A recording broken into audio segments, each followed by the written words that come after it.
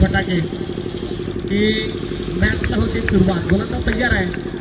गणेश मोर हा सुद्धा एक नावालेला गोलंदाज आहे. इथे बॅटची टॉपेज होती. यष्टी रक्षकाने विलास न केली. या चुकीला बिलकुल माफी नाही आहे.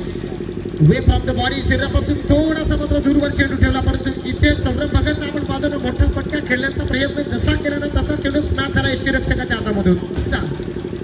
परंतु इथे पाहू शकाल जवळ 37-38 वय वर्ष आहे, परंतु 38 हा आकडा आहे नुसता. झेल ड्रॉप झाल्यानंतर नशियत दिली आहे आणि mid wicket down the track चेंडू खेळतोय. सौरभ भगतचा बॅटमधून फटका. इथे आपण पाहू शकाल 2 बॉलचा खेळ संपलाय. फलकावर 4 ऑन साइड झेलची संधी.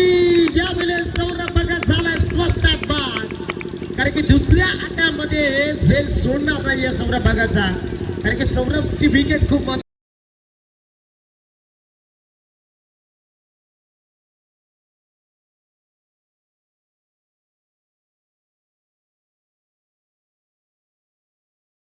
दुसऱ्या आट्यामध्ये झेल सोडणार नाही आहे सौरभ भगतचा, कारण की